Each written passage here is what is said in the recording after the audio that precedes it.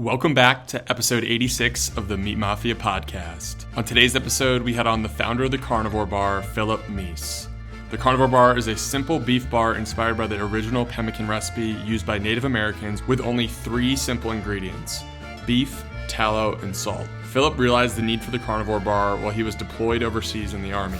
He joined the military, the healthiest he'd ever been, and returned home sick and out of shape, largely due to the nutrient-lacking diets and lifestyle of the armed services when deployed. In our conversation with Philip, we discussed his inspiration for creating the Carnivore Bar, utilizing a carnivore diet to improve his health, Ancel Keys and the story of military food rations, and Stefansson's experimenting with a meat-only diet. We cover a lot of carnivore topics on this podcast, particularly around using a meat-based diet to improve your health, and how the Carnivore Bar fits into that diet. Philip's an amazing guy. This was a fantastic conversation, and I hope you enjoy. This episode of the podcast is brought to you by Equip Foods. Equip provides a complete source of grass-fed beef protein with no added chemicals, fillers, binding agents, or artificial coloring or sweeteners. If you're familiar with the supplement industry, you know that most supplements are loaded with ingredients that you can't even pronounce. Equip's Unflavored Prime has one single ingredient derived directly from grass-fed beef protein. For purists like ourselves who try to only consume balanced, real sources of nutrition, this protein powder checks all the boxes. Go check them out in the link below and use our promo code in the description to get a discount. We get questions all the time about how to incorporate beef liver into a healthy, balanced diet. The questions are usually around how to source high-quality beef liver, how to overcome the taste of liver, and how to travel and still be able to include beef liver into your diet. That's why we love Optimal Carnivore, which provides beef liver supplements as well as an organ complex for people to incorporate beef liver without the taste and with the convenience of just being able to pack it into a bag and toss it into your mouth when you're ready for your supplements. Beef liver is an important part of my diet because it provides me with the B12, copper, vitamin A that you can't really get from any other food groups. Beef liver is truly nature's vitamin, and being able to incorporate it in such an easy form, such as this supplement, makes it that much better. Go check out Optimal Carnivore and let us know what you think. All right, we're rolling. Philip Meece, welcome to the Meat Mafia podcast. It's a pleasure to have you. Yeah, thanks for having me.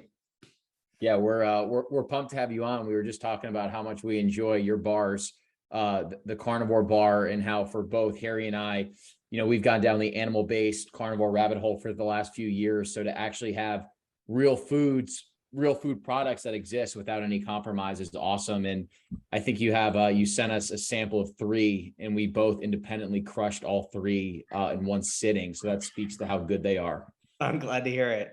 Yeah, we've been working like 3 years on the project. So yeah. I'm really happy with where we've gotten right now with the crunch and the macros and the creamy texture. It's satiating and filling, and that was the whole point. Yeah. And what you're doing speaks to a lot of our core ethos to the Meat Mafia podcast, because we talk a lot about, trying to do things to create sustainable eating habits. And one of the things we talked about is how for a lot of people that are on the road, that's, it's a point of anxiety, especially when you're starting to go down this rabbit hole, because it's very difficult when you're in an airport or you're traveling, there's a convenience store, there feels like there's almost nothing available. But then even bags of beef jerky at a convenience store, a lot of times they're added with added sugar, or frankly, they just don't have enough fat content. So we feel that you've really been able to solve for that. And it's just been amazing to see the growth of the company. Yeah, exactly. So it's filling the same niche as like a nut butter or a fat bomb or something like that, but it's animal based. And so, ancestrally, you wouldn't have like fields and fields and fields of nuts. You'd have an animal, and then you'd have to deal with that animal. And so if you have a travel food, the Carnivore Bar is based off of pemmican, which is this Native American food that was created before refrigeration was even a thought in anybody's mind. And it's high fat, comes from, I think, a Cree word, pimuk. I'm probably saying it wrong, but essentially it means grease. So I've read about it, haven't heard it pronounced, but that travel grease is how you relocate from place to place for plains Native Americans who are tracking and following bison. So they're hunting bison, and they're going from place to place, relocating their their whole camp. And it's like this 800-mile giant circle, like serious hike. You're burning a lot of calories, and you get to that place, you may not see the buffalo, technically bison, for a long time. And so to travel, to relocate, to have travel food, they would make pemmican. And so it's a vital part of being animal based and has been for thousands and thousands of years. It's Harry, really because I came across pemmican this year, or earlier this year. I was talking to someone and he had done the through hike on the Pacific Ridge, and he's done it twice and he wants to do it a third time. And the previous 2 times that he did it, he had done it on a high carb diet. They basically were joking, saying that like these through hikes, it doesn't matter what you eat because you're not going to put on any weight. Like you can just like eat whatever you want. So like Snickers bars are a big deal on these hikes. Like you basically trade, food is basically a currency on these hikes, right? And they oftentimes trade, whatever they got their hands on with other people, just as like a, fun little thing to do. But then he goes, I want to do it animal based. I want to use pemmican to do this through hike next time. And I was like, what is pemmican, man? Like it sounds cool, but I had never seen it or heard of it. And I guess that's exactly what your bar is. Yeah. I mean, hiking just burns an astronomical amount of calories. And so you got to really think about how much weight you really want in your pack. So my background is as a soldier. So I was a combat medic, and it was distressing to me that we couldn't have healthy food on the battlefield. We just had, caffeine, sugar, and nicotine. It's like, those are the basic food groups. And so we ate like crap for a year, and that tends to catch up to you. But like on the through hike, you're burning all those calories, you're walking, you're kind of insulated against the effects of gaining weight. But, it's really not optimal. It's not, it's not inflammatory free. But you're able to get rid of it and burn all of those calories. Because of our modern landscape, we have all these calories, we have all this junk trash food that's just energy, but like not the kind you want. Yeah. And so for us, it's this gleeful, like, yay, I can eat everything. But ancestrally, it would have been really kind of like, how am I going to prevent myself from losing muscle mass over this journey? Because I got to get to A to B. There are no roads. I do not want to lose 30 pounds of muscle on this trek. So it instantly becomes, the modern is, oh, fun, I can eat anything. And then the ancestral is like, oh, crap, I have to really plan, because every pound that I put in my pack is going to burn more calories because I'm moving it. Right.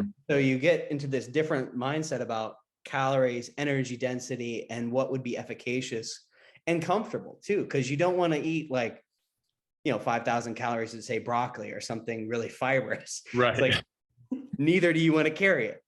So you want, density not only to be like in the nutrition, but also in the weight. You want it to be like per ounce, very, very energy dense. And fat is just far and away the very best way to do that. And maybe, sorry, Brad, sorry to cut you off, but I was just going to say, maybe for the audience, break down the ingredients that's in this bar, because I know it's really simple and it's high fat for a particular reason, but maybe you could just break it down and talk about why the high fat content is a little bit unique for this type of bar. Sure. It's beef, tallow, salt, and we also hold the salt on one of them. So we do make a honey version, which is raw honey. So it's beef, tallow, and salt is kind of like cow, and a little dash of salt or a little dash of honey. And we use Redmond real salt, which doesn't have any microplastics. You prevent all the heavy metal contaminants of getting something out of the ocean, which is a tragedy, but you go for this healthy non-iodized sea salt and you get all these microplastics and heavy metals. It's like, out of the fire into the frying pan, or I mixed that up, but you get the gist. But you're trying to avoid contaminants. You're trying to control the ingredients and eat healthy. We do grass-fed, grass-finished beef from Joyce Farms. We source the tallow from the same place that we source the meat.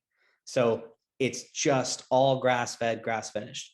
We didn't actually start that way because we're not ideologically motivated, but the engineering of the texture became too difficult to switch gears, to go back and forth. And so we went with our better seller. Grass-fed, grass-finished is regenerative. It's kind of inoculated against the climate concerns because it is carbon negative, not neutral, but negative. It puts carbon in the soil, regenerates the soil, increases the nutrition and the flavor. So it's kind of like, well, we don't want to be, grass finished or bust. Carnivores say, eat the meat you can afford. But and we like that, and we wanted to be supportive of that initially, but it just became logistically impossible for us to hold on to all those different SKUs. So we went with what was working in the grass-fed, grass-finished. So these high quality ingredients, no additives, no fillers, absolutely only just nutrition. And so that was kind of the concept, to cater to the carnivore community and the ancestral health, paleo, and expand. And that's why we went with the raw honey as an addition, because not everybody wants it 100% plain. And honey is an animal product. It's, something that the Hasta tribe are currently eating, and they're the last hunter and gatherers around. It's like, well, they seem pretty healthy. It may not be the honey. Like, honey may trigger some people and may be bad for some people, but, ancestrally speaking, it doesn't really fit the narrative. Grass-fed, grass-finished, raw honey, that's something that we've been eating for some time. Yeah. And that's part of the issue with certain people within the carnivore community, is there's a lot of dogmatism, I think, around the diet. And there's almost like this religious undertone to it sometimes. And people get so bent out of shape of like honey versus no honey. And it's like, you're not saying it's one way or the other, but for people that are more animal based and want to have honey, which is an animal based ingredient, you're offering that up to them too. So we totally support it. I avoid things that would be common in meat bars, like spices. There are, different like hypothesis of like what creates a healthy diet. I'm obviously going through this, anthropology, cave painting kind of iconography. Like, okay, it's like what we're doing now isn't working. Like, let's go back. And so, there are spices that have been used over time, but what amounts, what variants, what genetics, it's unclear where to draw the line there. And so I like the bar how it is, but, I avoid, like, there are oxalates, salicylates, sulfur compounds, phthalates, just like different kinds of phytic acid in very small amounts in spices that some people would be sensitive to. So maybe we expand there later, but people, when they see like a meat bar, they're expecting like sugar, barbecue, meat, savory. They want all the full flavor. And so this is kind of a shock when they have just beef tallow, salt. But it's that way on purpose. We intended it to be that way. Yeah. And that's a big reason why we wanted to have you on, is like, we have done some affiliates with a few different products, but we've been very intentional about not wanting to associate ourselves too much with some of these CPG products that are out there. But when I started seeing some of the biggest advocates in the carnivore community, like Judy Cho, Dr. Chafee, who's like the ultimate purist, starting to advocate on behalf of you, I remember thinking to myself, okay, there definitely has to be something here. And your bar checks the boxes for so many people, where it's like, they got that pure product where it's like 3 to 4 ingredients max. Then you're also touching on the grass-fed, grass-finished, regenerative stuff, which a lot of people in the CPG space don't do, frankly, because the margins aren't great. So it's way easier to just get a corn finished product. So do you mind just talking a little bit about why it was so important for you to like stay true to a lot of these principles? So to me, it's biochemistry. I was doing research for this podcast, just, watching, seeing what conversations you've had before. And I really, the seed oil revolution, those are my kind of people. So they really touched on a lot of these elements of how ubiquitous seed oils are, and how much oxidative stress they put on the body, and how biochemically, like all the way down to the single cells in your body, are like freaking out when you put something that is just exuding all these cytokines and inflammatory markers. So it's really like what kind of set me off was the carnivore diet in general. I started when I heard of Michaela Peterson's story on Joe Rogan. And I was like, oh my gosh, you can live off just meat. And so that tied back in to my Afghanistan troubles, woes, not being able to eat healthy food. I was paleo at the time, 2012. I was reading Rob Wolf's book and I was excited. I was paleo and I was like trying to do CrossFit and I was loving it. And then I went overseas and got on a bunch of antibiotics and I ate a bunch of trash food and wrecked my health. And I was like, oh, like I'm trying to do all these things, but like food is really overlooked. It's like you can't move your way past a bad diet. I tried and I fell flat on my face. And so realizing that, I was looking into all the biochemistry and all these like micronutrients and all these supplements. I had like all these different things. I'd read a new paper and then try a new like, oh, this helps this pathway, or this is MTHFR, and like, you know, this does this, and this does this, and this form of this vitamin, you know, is limited by this. It's like you just go down these rabbit trails, and then you end up buying like a bunch of high-tech products you do not need. And then I heard, oh, you can live off just meat, and it reversed all these inflammatory conditions. And I was like, holy crap, you know.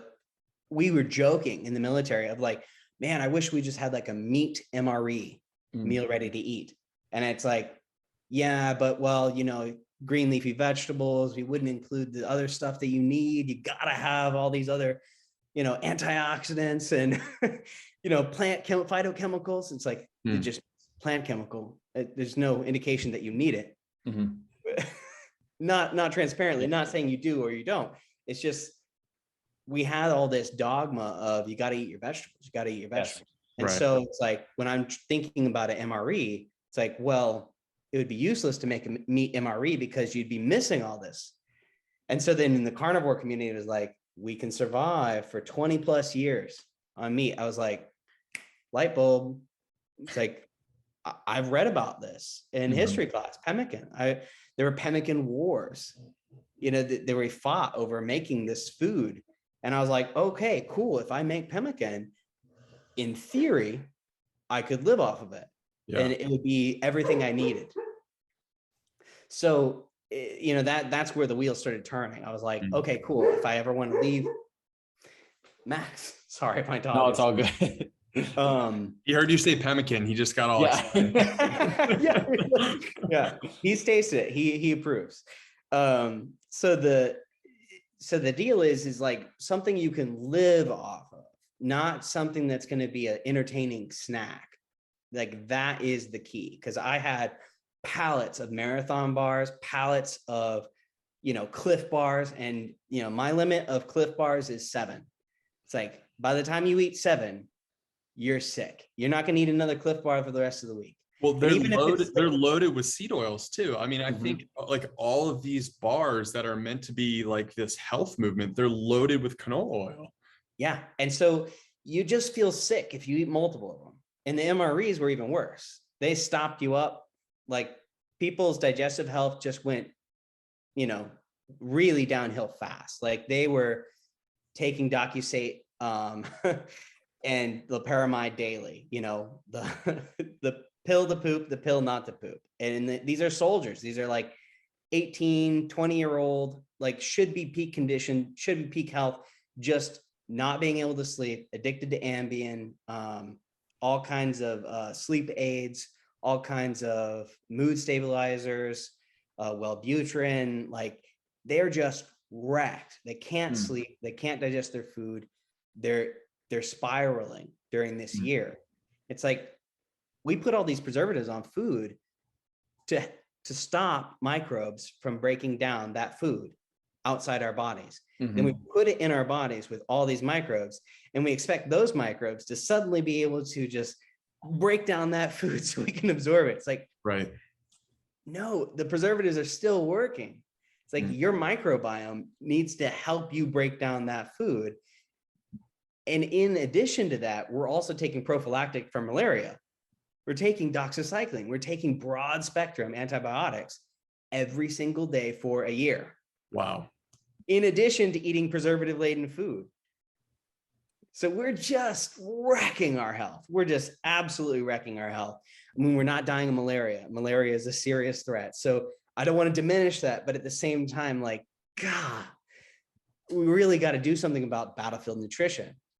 And incidentally, you know, having a travel food that actually sustains you, that isn't just going to make you hungrier. Because if I eat really lean jerky or biltong, nothing against that. I love both. Yes. It's just in isolation, it's just not sustaining. You can't think, you can't move, you can't communicate and shoot. That's the shoot, move, and communicate are the three infantry core values, so to speak. And you got to be able to do that. You got to be able to stay sharp. You got to be able to move and keep moving in extreme environments. It's like we need the nutrition for that. In our modern life, you know, it's answering emails and it's high-paced, anxiety-provoking days. It's like you need energy for that too. Your brain is even more energy, consuming than your body. So it's one of those things where without the energy, without the tallow, without the animal fat, you're really not solving any of these problems, which means that you're tied to your kitchen, you're tied to your grocery store. The ironic part of the story too is the guy who's largely attributed with the demonization of saturated fat, Ancel Keys, was previously working on battlefield nutrition during World War II. And he came up with the bar that's like the fibrous vegetable bar for battlefield nutrition. So I can't help but think that this is like the exact opposite of that, where it actually has the sustenance that you need to be out on the battlefield and think and do all the things that are demanded of you when you're out there. Exactly. He invented the K ration, right? And he actually went a step further. He tested pemmican. Really? But what he did is he didn't give them any salt to convert. So when you go keto, you have this antidiuretic hormone, ADH, that your kidneys produce that mean that your adaptation period, like the week or two, sometimes, where people lose all their electrolytes when they go on zero carb. So he put soldiers who'd eating just a regular diet on extremely excessively high fat pemmican. So they were getting the runs. It was just going right through them. So they were just getting cleaned out. And then he had them go out in the heat and do heavy manual labor on their first day of keto adaptation with the keto flu. Yeah. And they performed poorly. And so he was like, see, I told you so. This doesn't work, because people had, experience. Vilhjalmur Stefansson, Arctic explorers, people talked about pemmican. It was legendary. Yes. And so he needed to first do a PR campaign to pull that down so that he could pull up his profit-making K ration. That's actually fascinated it. That's actually an amazing story. And that was one of the big things that Dr. Chafee hit on when he came on the podcast, is that there are so many studies out there of different, whether it's indigenous tribes or humans like Stefansson, that have done red meat experiments and have cured a variety of different maladies and diseases. But a lot of the literature has been completely discarded because it goes against this mainstream narrative. I mean, for anyone that doesn't know the Stefansson experiment, I think what happened was he ended up getting stranded with the Inuits and the Eskimos. He had no supplies, no rations. So he was forced to eat all this very fatty meat that the Inuits lived off of. And he thought he was going to die.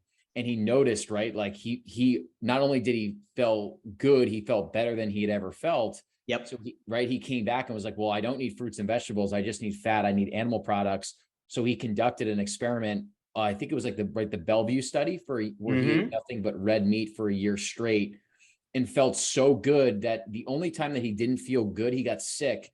And he wasn't eating enough saturated fat. So he started introducing, I think, a bunch of sausage and a bunch of bacon. And then he felt extremely fine afterwards. His blood results were impeccable, I think. Yeah, a couple other people did that study with him to verify that it wasn't just him and his genetic abnormality.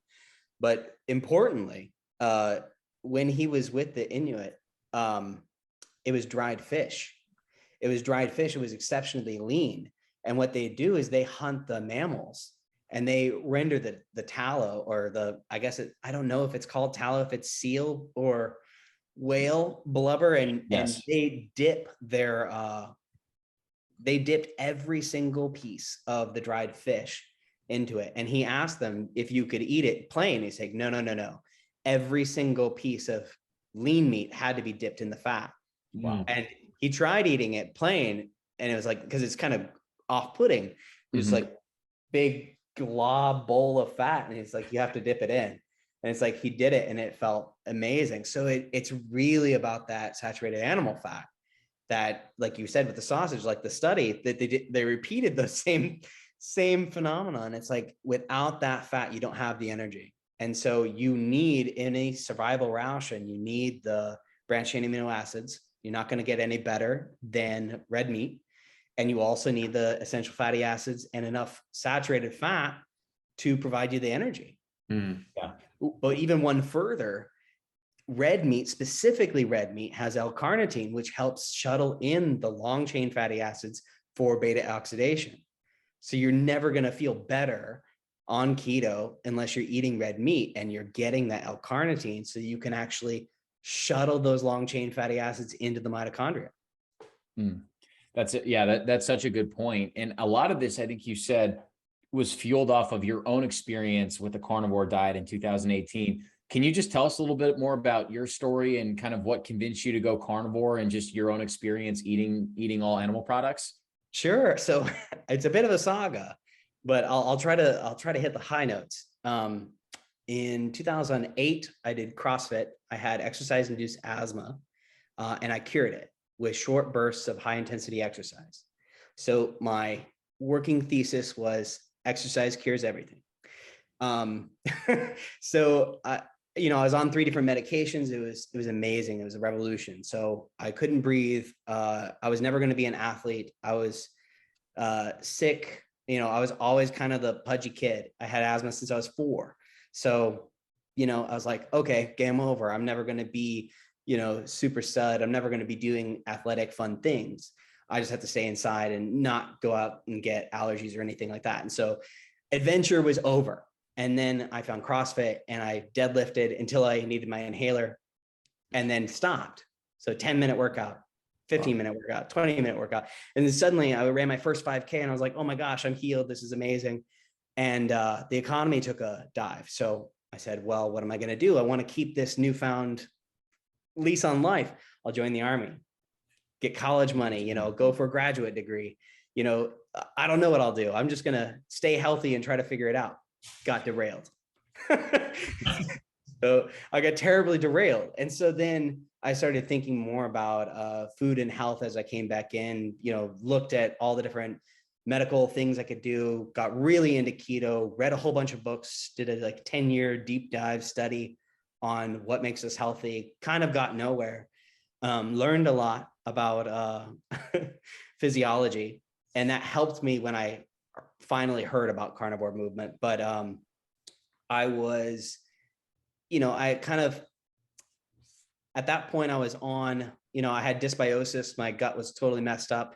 I was, trying to figure out health hacking stuff. I was spending tons of money on all this junk, eating grass-fed, grass-finished beef. And I was like, I do feel a little better when I eat that. But I was eating like green smoothies, all this like dried green stuff. I was doing iodine. I was playing around with different supplements. I was buying expensive beds that were, didn't have flame retardant. I was just doing the whole works, and getting nowhere. And so, from there, I was on methylphenidate to try to focus to get through my schoolwork. And it was just burning me to the ground. I wasn't able to recover from my workouts. And so dysbiosis, can't absorb my food, and then burning those adrenals, just pedal to the metal, go, go, go with that basically meth. And so it wasn't helping me study. I was just falling asleep, with anxiety. And so from there, from that pain point, I was like, okay, I need to slow down. I'm going to stop this drug. I'm going to try to work out. I'm going to try to focus and devote my life to health. And my career and my whole future is going to take a backseat because I don't got it. I gotta give up. So I went to paramedic school and I was like, I'm just going to take combat medic, what I'm good at. I love it. I'm just going to do that in the civilian world. They don't give you the paramedic cert. They only give you the EMTB. So you have to go to extra school after you get out of the Army. So I was going to extra school and I was doing a 12-hour shift. And during that 12-hour shift, there was free cake and pizza. And like in room number 1, there's a patient with dementia, who just is like diabetes type 3, they're kind of like sugared brain. And then there's in room number 2, there's somebody with alcoholism who's hurt themselves, who's cut their arm. And then in the next room over, there's somebody with acute diabetes and they have a injury on their foot because they're, they can't feel it and they've injured their foot. And then, it was just room after room after room after room, all like carb related metabolic injuries. And then the nurses and doctors are overweight and they're all eating cake and pizza. And I was like, man, it's 12-hour shift. What am I going to eat? And I go to the, go to the vending machine in a Hail Mary, and there's a tiny, like 1 ounce bag of Jack Links. And I get it and I turn it over and it's like gluten, soy, and it's just like, God, so I eat it, I eat it. Like I find a couple of like sticks, Slim Jim kind of things in a corner somewhere. And I'm just miserable. And I'm like, gosh, I just found carnivore, the theory. And I was like, I've got to do something about this. And this is something I know a lot about. And, so then I was thinking about pemmican and I was like, I'm just going to make pemmican. I'm going to go do a Kickstarter, see if people want this thing. And, that was the catalyst. It was that 12-hour shift. And I knew I was going to have to do so many rotations for free. And then I was going to have to do it for like barely over minimum wage for the rest of my life. And I was just like, gosh, there's got to be a better way. This pain point is something I might be able to solve, not only for myself so that I can live a life, but also for others. So I threw up a Kickstarter and the rest is history. That's so awesome. I mean, the hospital story is one that I think a lot of people can relate with. We had Dr. Gary Fettke on, and I think he wrote an article or gave a presentation that actually ended up getting him in trouble with medical boards, speaking to how bad hospital food is. So that must have been something that you were dealing with, where it's like, oh my gosh, like how am I supposed to stay healthy in this environment where I have to be on my feet for 12 hours and work these long hours? I'm going to put myself in that hospital bed at some point if I keep this up. Yeah. And it's like in all institutions are like this, the Army, prison, it's like, we're not feeding people a species appropriate diet. Mm-hmm. And nowhere close. And a lot of what we're doing with our food in the industrial way it's manufactured is just like maximizing the chance that you're going to get gut permeability, and then you're going to become sensitive to a bunch of things. Mm-hmm. It's not like the vegetables and the nuts and seeds are inherently terrible. It's that, you're eating a bunch of stuff in the environment that is making your gut super permeable. You're being reactive to things that normally you can handle in small doses. And then these people are getting set off with autoimmune conditions because we're basically maximizing the chance by eating this crappy food. And seed oils, I think, are kind of at the core of that. Seed oils, glyphosate, and the triticum ovestum, the form of American wheat that we have, is just extra glutinous. It's the dwarf wheat. So it's super high yielding, robs the soil much, much faster, but the yields go up. It's the same as the grain and grass-fed beef. I heard you talk about that in your previous podcast. It's like, if you pay by the pound, why not make it fatter? But if you could inject it with mercury and the cow would still be alive, technically you'd get more poundage from that. It's like the Soviet Union making chandeliers so heavy that they fall and kill everyone. It's like, because they get paid by the pound. It's like, shouldn't you get paid by the nutrition? Shouldn't you get paid by the quality? Shouldn't you get paid by like the satiation that you provide your customer? It's like, we need a more sophisticated way of looking at this. But the institution is like giving, a high schooler $20 and say, feed 15 of your friends, it's like, well, guess it's going to be chips, you know? Yeah. It's like, you kill the budget, and it's like, well, you're going to get the most processed, cheapest, nutrient devoid food you could possibly get, because you got to stretch that dollar. Mm-hmm. It's like, but you're not delivering any nutrition. You're not actually feeding them. You're giving the chemical slop that's sending the signals to delay hunger. The lack of nutrients is a really good topic that we could probably dive into. And Harry and I, we were all fired up. We had a FaceTime earlier today. I was just at a conference in Nashville, and I literally had an epiphany yesterday, because I was looking around we had lunch. So they catered lunch in, and it was a box lunch with a bunch of sandwiches. And so I'm looking at what they're eating, and the sandwich is on a piece of like wheat or white bread that's this thick, incredibly refined, bleached white flour. There's turkey. It's turkey and roast beef, which is processed. You can guarantee that it's corn and soy fed. Pasteurized cheese, lettuce that's probably been sprayed. There's a bag of chips that are fried in canola oil. Mm-hmm. I see a guy drinking Monster and hot Cheetos. And I'm not trying to judge people, but I just had an epiphany just thinking to myself, there isn't a single person in this room that's actually eating real food. Right. Everything they're eating is highly processed, very high caloric intake, but no nutrient content. And it's just causing them to be inflamed. And most people don't know what it feels like to have a lack of inflammation, which, to why your point, you're talking about getting out of the army, your gut is in this chronically inflamed state. And then you start eating red meat and cutting out all this shit and giving your body bioavailable micronutrients. And you're like, oh my gosh, this is what I've been craving my entire life. It just, most people don't know what that feels like. But if we could get them to that point, I can't even imagine the output in the world that would occur. Absolutely. It is a kind of epiphany moment, and you try not to be like too judgmental, but it rocks your world when you realize how little nutrition is out there. And one of the things that I was shocked by is that because I wasn't ideological, I kind of follow Stan Efferding's take. He's a vertical diet guy. He's said like 80% of the benefit of red meat you get with grain fed, that last little 20%, you kind of leave it on the table. But if it costs twice as much for that last 20%, is it really worth it? You can kind of decide for yourself. Right. But when I dried it to put it into pemmican, I had like 60% of the yield. So for every pound of grass finished beef, I was making like almost time and a half of more product. Wow. And so the difference in price, really it started off by pound, huge when I initially purchased it.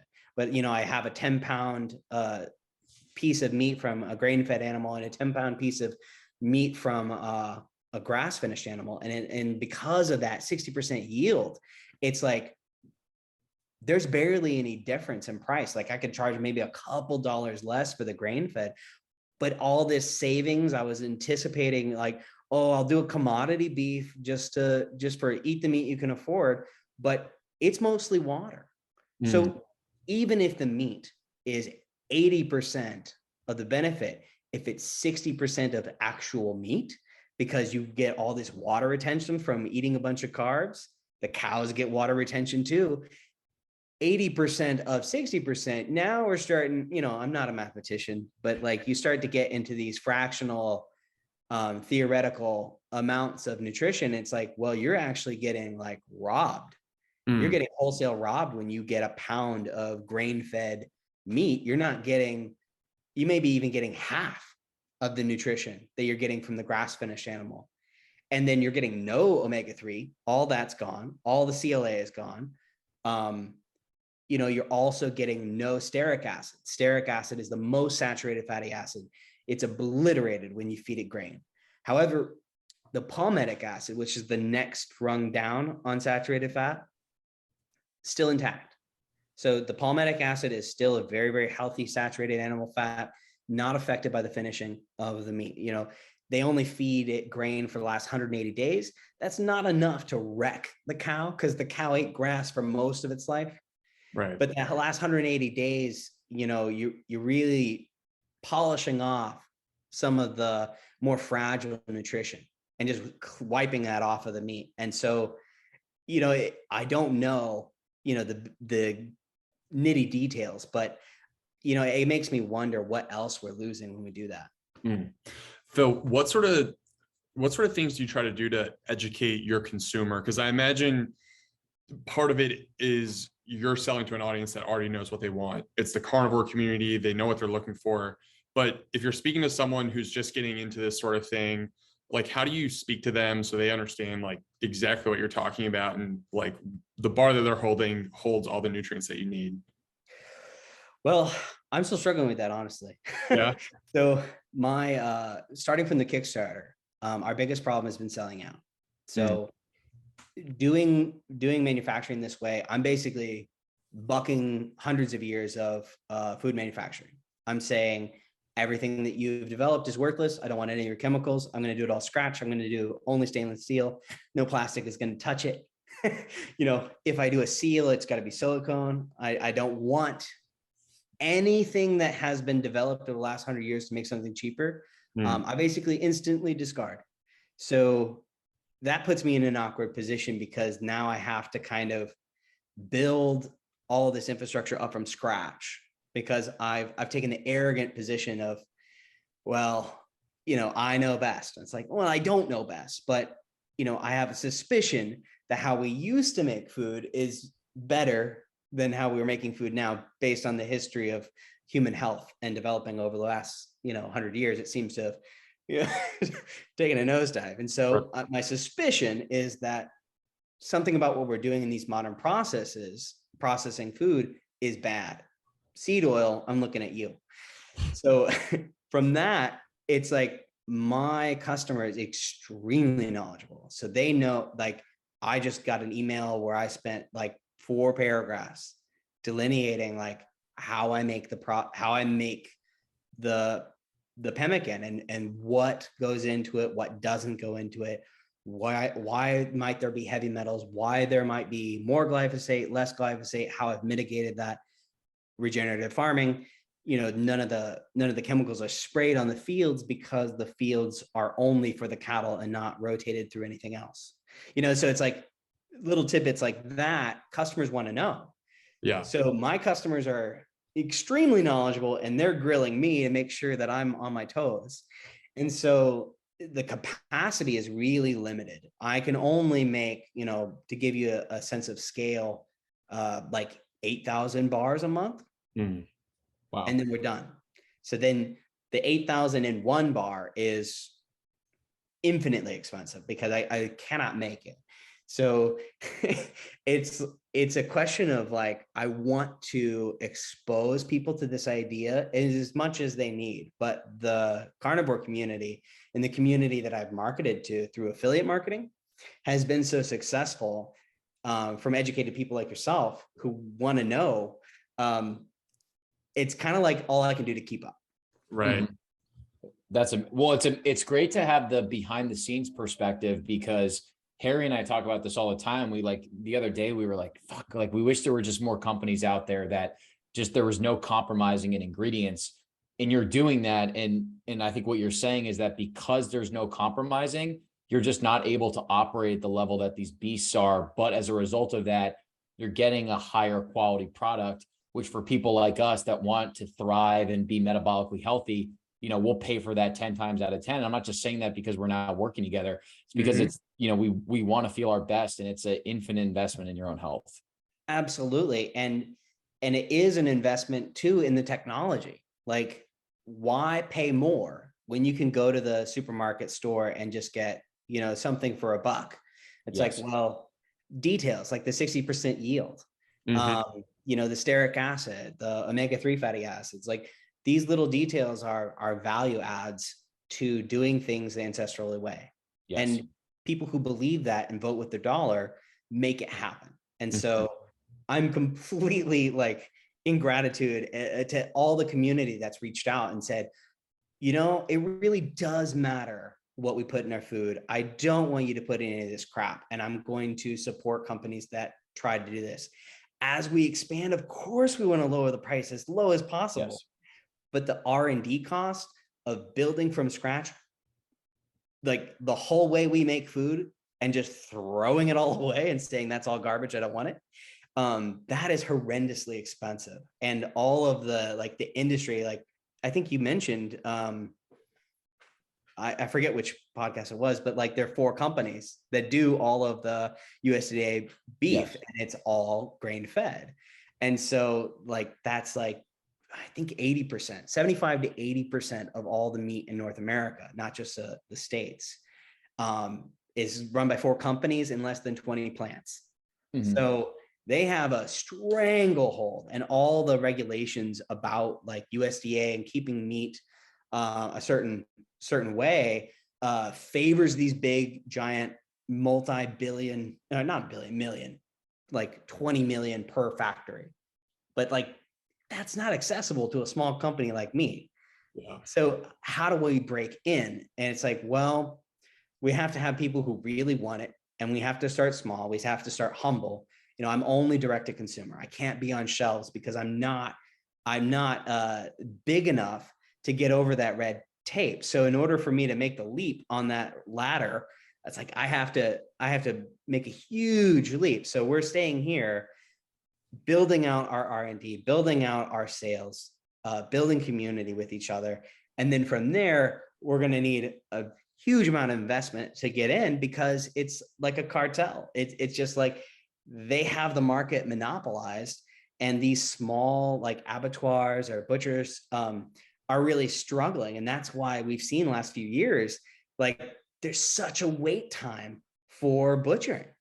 It's like people can't get their animals in. And if you don't butcher it in the right way from a USDA inspected site, like we do at Joyce, it's like, well, you can't sell it. It's basically invisible meat. Like we cannot sell that. It's gone. It's like it's USDA or bust. You know, I've seen people even market their beef, their grass finished beef, as dog food. It's like, I know there are games that people play like with the raw milk stuff, but it's like, I don't want to play any games. I want to do everything dress right dress and legal. And so that means that we have to stay humble for now. Yeah.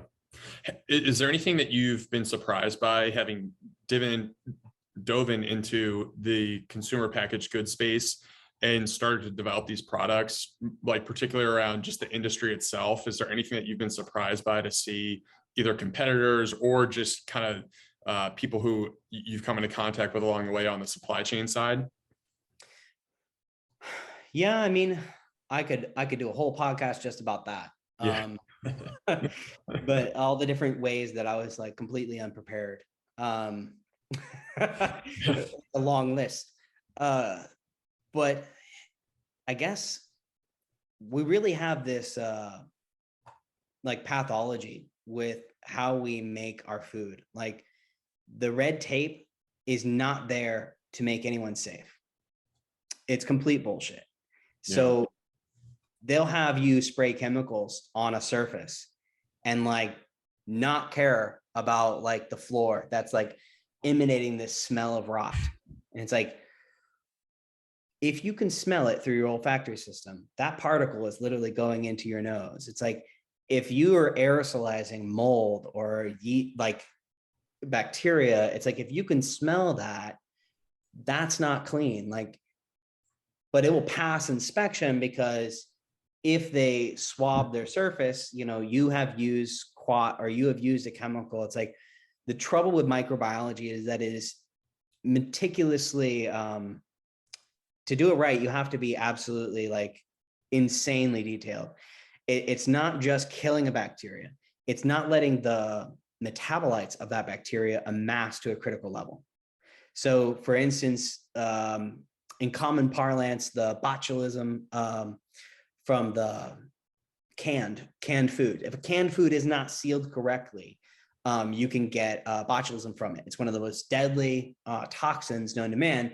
And what's interesting is that bacteria is probably dead, you know, but it doesn't matter, because the metabolite that it has been allowed to exist in unsanitary conditions for too long. And that's why they line cans with like BPA and all kinds of lovely endocrine disruptors. to kind of seal it away from those conditions. But if they mess it up, you can get sick from eating canned food. And that's because even though the bacteria is dead, their toxins or their metabolites persist. And so there's a lot of, even supplements will be made from like black mold. You get vitamin C made from black mold. And it's like, well, they're trying to isolate the supplement of the vitamin C, but it's like, but are they getting all of it? And some people find it, they switch brands, all of a sudden they feel better. It's like, we're really hubristic when it comes to microbiology, like with the preservatives, working outside your body, but not inside your body. It's like, come on, guys. And the same is true with the red tape. Basically, it means that if you are not a millionaire, like you shouldn't be making meat. And that is a horrible barrier to entry to a lot of honest and good people who put a lot of hard work into doing things the right way, according to science and according to nature, but not according to the red tape of the government. And so I'm trying to do all three, and doing all three is incredibly expensive. So what I would suggest is support your local rancher. Like, I forget who said it, but somebody who you can shake your hand and ask what the cow is eating. Yes. It's like, yes, go find your local rancher, go meet somebody. It's like, if shit hits the fan, go out there with your tent and your AR and camp on your rancher's land. I'll defend your cows if you share some. It's like building those relationships is really smart, especially in uncertain times like we live in today. Yeah. And that's one of the things we loved about you when we first went on your website. You very openly show the farm that you source from, which is so rare. Most people don't actually reveal that. So, and you will get those detractors that are like, oh, the Carnivore Bar, it's too expensive or whatever. And it's like, it's really not when you dollar cost average, because it's really a meal replacement. And also, like we love to say, we look at our health like holistic assets. So, you might pay a little bit more of a premium, but you're getting the best quality meat that you said. You're also covering the red tape, 3 to 4 ingredients max. You're not compromising at all. What is that worth, right? That's what you have to go beyond just the dollar. And that's what we really try and talk a lot about in this podcast about. Well, if you're downrange, it's worth your life. Yes. There you go. If the power goes out and your deep freeze full of meat goes, it's like, what do you do? Yes. It's like, for me, I lived in a tent for a year. So like, me, it's natural to think that way, but I understand that it's not for everyone else. But to me, it just seemed like a horrible vulnerability to be a carnivore and not have, at least like a little bit of shelf-stable meat just around. And I just want that for myself. Like, I'm thrilled if other people want it and I can share it to them. But like, I'm my first customer, and my dream is to have like years worth of Carnivore Bars stored up. It's like, that's what if I make it big, that's what I'm going to spend my money on, is on my product. Right. Yeah. Well, we want to do everything in our power to help you make that happen, because we know that you're doing an amazing thing, and it's really just filling a need that's out there. I was just curious, kind of like to go back to the entrepreneurial side, because I know you mentioned how you kind of just sent it, you set up this Kickstarter and just were off to the races and just accepted, hey, there's a lot of things that I don't know. I'm just going to figure it out and make this thing work. Was there a particular moment where that sticks out, where you kind of picked your head up and said, holy shit, I think that this idea is actually going to work out? I'm still waiting for that. Yeah. It'll come. I'm still waiting for that. So, because for me, it's a matter of, not to be too like intense, but for me, it's a matter of life and death. It's like, if I fail and I go back to being a paramedic, I'm not going back to Jack Links. Like, no. Yes. And there's really nothing on the market with enough fat to sustain me so I can do a 12-hour shift. It's like, I would need the product I make to quit the job that I'm doing. So it's like, I mean, I'd be back to what I do, honestly, and I would just be making Carnivore Bars in my kitchen for myself every weekend, like clockwork. Because if you have a job where you are, you're not just doing email and digital work, you're not a digital nomad where you have to actually go out into the field and you don't necessarily have control of what fast food restaurant you may pass or even have time to stop there. It's like, I haven't seen many ambulances in in drive-throughs. Yeah. Maybe that happens, but like it's just like you're eating gas station food. You're eating trash. And it's like, that's not going to work for me. I will have to make pemmican for the rest of my life for as long as I want to be sane and healthy.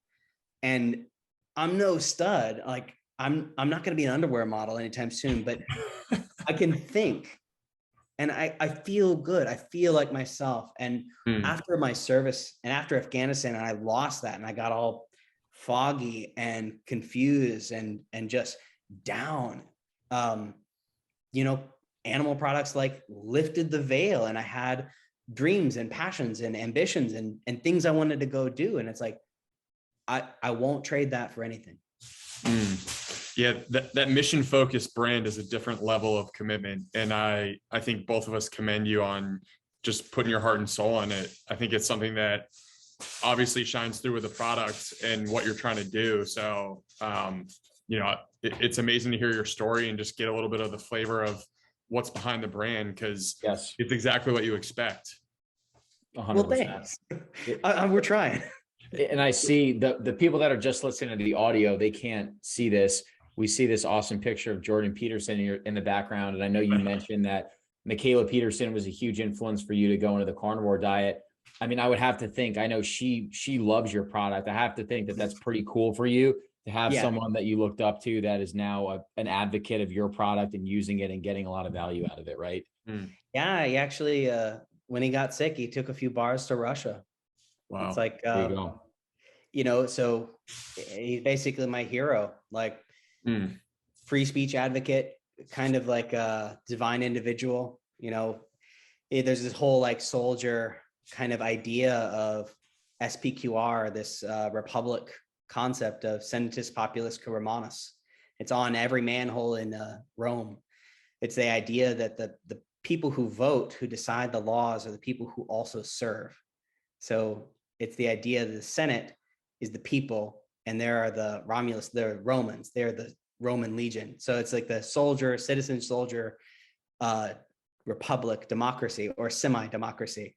It is kind of the idea behind this divine individual. Like you have to pay the cost, you have to serve your country and contribute something. And then you have a say, like a citizenship that you earn. You know, because when it's a collective, you're just a number. You know, it's easy to sacrifice a number, but if you're a person, if you're an individual, I feel like there's a lot of individualistic spirit. Obviously, it can go too far, but I really appreciate that. I find that inspiring and uplifting to kind of like, you know, make something of yourself, clean your room, like. You know, don't just sit and wallow in your sickness, because that's what I was, you know, 2016 when he burst into fame. It's like I was kind of wallowing. I was like, I didn't know what I was going to do. I was terribly sick. I didn't have a plan. I was done all this research. I spent all this money, gotten nowhere. So for me, it represented hope. It was a cool story. I latched on. The science made sense with what I studied. And when I tried it myself, I felt infinitely better. So I was like, well, heck, why not? Why not try it? Phil, maybe to put a bow on the conversation, could you just speak to the relationship? I know we've alluded to it a little bit, but like the relationship that you have with Joyce Farm, who you source from, like how important is that to you and your mission, just having these great relationships that you put into the product? Sure. Joyce Farms is absolutely amazing. Like I want to put them front and center. Because they're the people who do the hard work.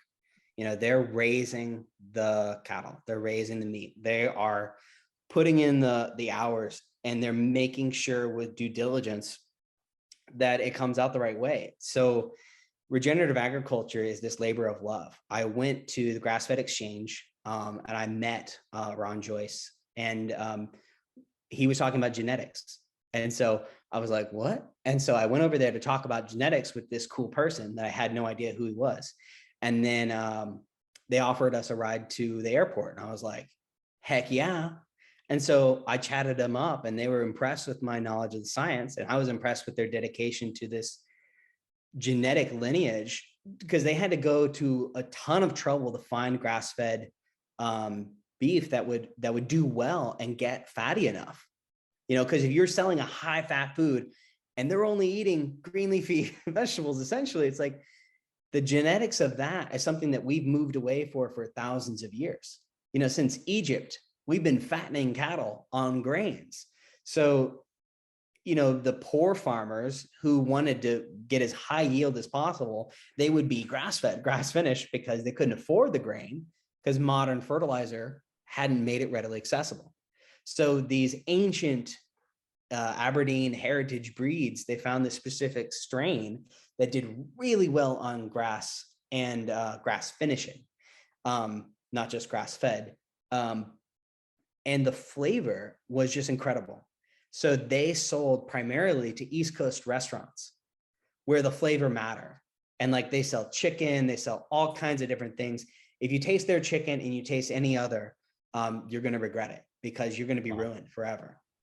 Like, their chicken does not taste like any other chicken you've ever had. And you realize, like, I think you had a conversation that it's supposed to, you were talking about a cookbook. You were saying it's supposed to just have salt and pepper and that's it. Yes. Yeah. Julia Child said that back in the day, yeah. it should basically, you should just need salt, pepper, olive oil, and like butter. That's not possible with modern chicken. Mm-hmm. You have to go to one of these heritage ancestral breeds all the way down to the genetics.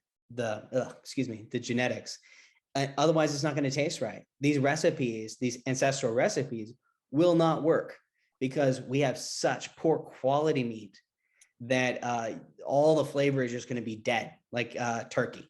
Yes. And just dry as a bone. But turkey can actually taste good too. All of these meats can taste good if they are eating a species appropriate diet. And Joyce Farm sells a whole line. They're really proud of their pork. They went to an enormous amount of trouble for the pork. That's what he was talking about. And I pointed to my shirt and I was like, this is actually an extinct breed of cow. The horns together, if you see the Carnivore Bar logo, it's an auroch. So 50,000 years ago in the France, in the cave Lascaux, there are pictures of cattle. And so ancestrally, we ate these, like, not your average cow. They were big and they were mean and they were fearsome. Like, they were probably bragging that they killed an auroch, these artists, because they were not to be trifled. They were monsters, but they're extinct. We cannot eat a mammoth-based food. We cannot eat these auroch cattle. And so our brand is an auroch, because it's this heritage of, like, we are like the forgotten refugee children of this ancestral line of food that we're eating, like the leftovers. And now they're saying we should eat crickets. It's like, there's only so far down on the phylum tree that we can go and be healthy. And cows are pretty much it, because of the beta oxidation, because of the lipids. It's like crickets don't have the right fatty acids and the right amino acids. They have some nitrogen, some protein, but nitrogen is not bioavailable. It's got to be the amino acids. And so, to wrap it up, back to Joyce, we tried like 20 or 30 different breeds of grass finished beef. All of them tasted subpar. And so our mouths actually led us to the right answer. And then you test it, and it's also the most nutrient dense. So the biochemistry and the ancestral taste, the flavor, coincided on the same verdict. And so we're like, well, that's what we got to go with. That's awesome. Well, I mean, for our listeners, we really just appreciate your story and your product. I think it's clearly your heart is into this product, like, as much as it possibly could be, through sourcing the ingredients correctly and just something that's actually applied to your own life. So it's really cool to just hear it all and, get you on here and get to tell the story a bit. So we really appreciate you coming on, Phil. This was great. Yeah, I appreciate your podcast. It's so great. Your lineup is like all of my fans. No, that's why we were pumped to have you on, because we feel like there's so much synergy. We're excited just to get to know you better and try and help shepherd more people your way, because we know that there's such a need for what you're doing. And we want to just, for anyone that's listening to this, we'll make sure to put a link to your product in the bio. And I know we also have a discount code too. But I mean, the product truly is fantastic, and we're just excited to get to have more of your bars, because if we're eating them 3 at a time, we're going to need a lot of refills. So yeah, and it's, be free of your kitchen, Yes. Go adventure, go out in the world, move, get some sunlight. It's like, it feels good. It feels good. It might be life-changing, actually. And the coupon code that I gave you guys also stacks with the subscription, so that you get the absolute rock bottom price that you subscribe. You can cancel, no cost. It's like, that's what I'm pricing it off of. So don't pay full retail price. Use Meat Mafia's code. Yes. Yeah. We'll link to that in the show notes. But yeah, man, this is an awesome conversation. It's great to just hear a little bit more about your story and everything that goes into it. And, hopefully we'll get to link up in person and crush a ribeye or something like that. That'd be great. Absolutely. Let's do it. We appreciate it, Phil. Thanks, man.